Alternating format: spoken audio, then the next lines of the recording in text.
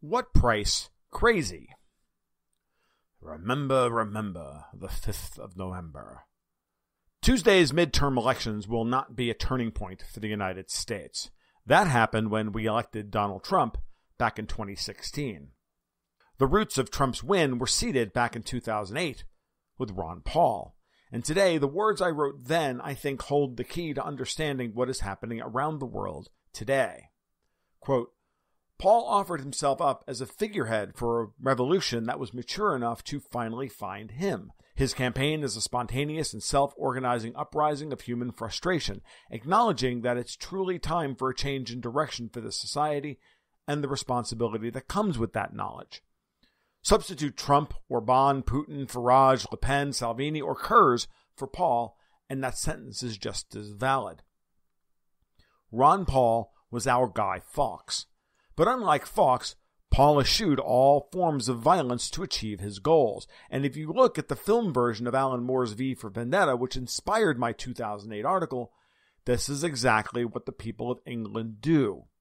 So again, from that article, quote, by converging on Parliament to sanction the destruction of the old social order and complete the work that Fawkes could not, the people of England in the film state that they are rejecting violence as a means of change, and that this event is their catharsis even if they aren't quite sure what it will all mean tomorrow.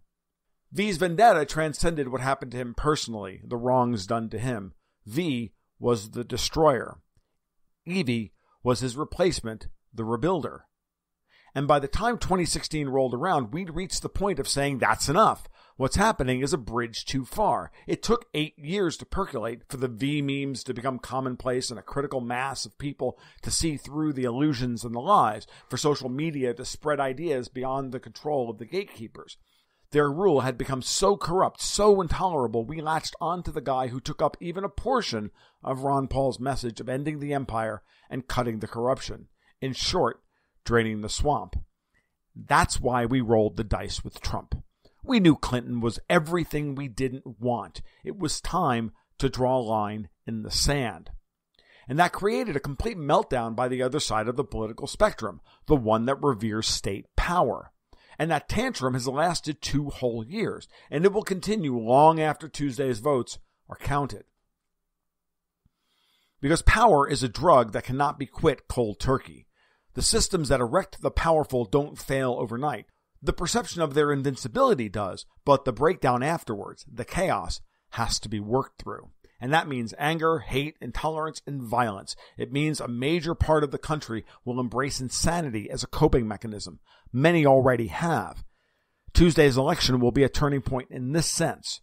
The big question we all have is, do the people who voted for Trump in 2016 have the fortitude to see this revolution through to its conclusion? Will they sanction continuing down this path because the Democrats and their powerful backers will define for us what the price of that resistance will be? That price will be high. It may even be unpayable. Because when the Democrats and the Marxists realize they are truly beaten, that's when they will get really violent to wrest control. That's where we are today. A recent Harris poll saw a huge bifurcation between people who associate themselves with Trump versus that of the Republicans. I'm certainly one of those people. This is the inherent distrust of the entrenched. People want this current political order torn down, and they elect Donald Trump to do just that, to run a train full of dynamite into the Capitol and blow it to smithereens. Donald Trump is a third-party candidate running a revolution within the GOP. And if the Republicans are vulnerable this week, it is on this fact alone, that there are still too many of the rank and file, people barely better than the Democrats voters know they don't want, on the ballot. And there may be some weird moments of voting cross-party simply to sow even more dissent, more chaos. But I suspect that effect will be low. What I expect is early voting numbers to reflect what will happen on Election Day. But regardless of what happens, there will not be any less violence, any more civility. The political discourse has been destroyed. Even people like Lindsey Graham are disgusted with it. So Tuesday marks the choice between the further destruction of the old political order or 2 more years of gridlock and infighting. A Republican hold of the House will see the stock markets jump as fears of the Democrats undoing everything Trump has accomplished recede. The dollar will rally and the focus will shift to Europe. But at the same time, the outcome of Election Day will be messy. There will be lawsuits, hanging Chads, evil Russians, and a showdown on the Texas border. The news media will be full of reports of violence stoking further enmity and division because their job is the enforcement of control. As Mr. Dascom said in V for Vendetta, we're the BTN. We don't make the news. That's the government's job. If the last month of stupidity hasn't taught you this fundamental truth, then unfortunately I feel nothing ever will. Everything has a price, and on Tuesday we will know just how high a price Americans are willing to pay to set things on a different path. Trump is no savior. He's a vessel, an imperfect one for sure, but he's what we have right now. He's our V, our destroyer. Movies are unlike real life. They end after telling us the lesson. Life continues.